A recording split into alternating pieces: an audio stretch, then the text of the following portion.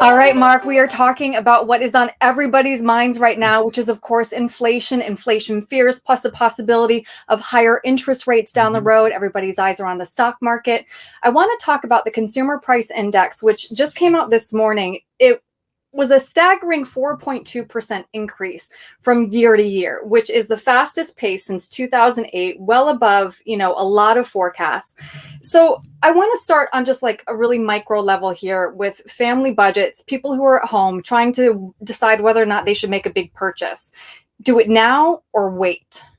Well, I think the economic boom following the pandemic and the reopening is definitely upon us. And Right. so I don't know if I'd wait. I wouldn't stop just because there's been changes in the economy or short-term changes in the economy. I think this is a reading after a recession, and it's pretty common to have prices rise following a recession as demand surges and supply just gets Right. back online to catch up with that surge in demand. So let's talk about those two graphs then, Mark, here that we see, which is the Consumer Price Index. And tell us again, if you can explain the US Consumer Price Index on top versus the US Core Consumer Price Index on bottom. Sure. So there's a number of different measures that the BLS, the Bureau of Labor Statistics, uses to print out the Consumer Price Index, or the CPI. So one of those on top is the Consumer Price Index. That includes everything in the calculation, and that hit 4.16%. The Core Consumer Price Index, which is usually more important and more of the monetary authorities, such as the Federal Reserve, take a look at, and that hit 3%. And what the core does is strip away volatile food and energy prices. The idea is, okay, those will go up and down with certain conditions, with Right. supply conditions. Okay, well, good. I mean, it is still kind of interesting to look at. And of course, we were coming out of a low in 2019 with, Mhm. as we said, the beginning of those closures. So now I want to take a closer look at inflation and how it affects the stock market, which is, it makes things very volatile. But how should people be thinking about their portfolios? Now, I'm going to pull up a graph of that, Mark, while you tell us about whether we should be thinking about, long-term versus inflation right now. Sure. So I would not overreact from a portfolio standpoint. Historically, when inflation rises like this and as quick as this, stocks and bonds do get into kind of a soggy environment, but that doesn't mean that it's terrible or they're going to collapse. It just means the market really doesn't know which way to go.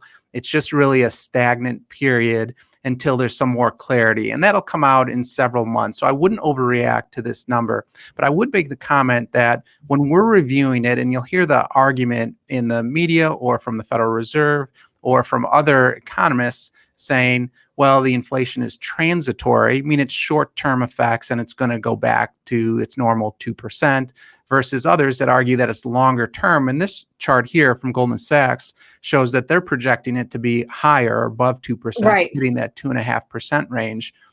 We don't necessarily think that's the case. And the reason for that is there's two components to inflation that I think you have to take into consideration.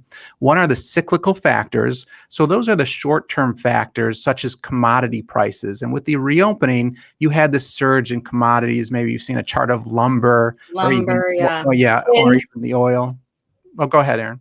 I was going to say tin too. I've seen is kind of off the charts right now. Sure. So all of these goods in that sense. But again, that's pretty normal for the reopening or after a recession. Hmm. And so those are the cyclical factors. Now, the non-cyclical factors are not necessarily related to the business cycle and are more sticky and really drive the long-term outlook for inflation. Hmm. And those don't change. So, for Hmm. example, debt, the government debt, Right.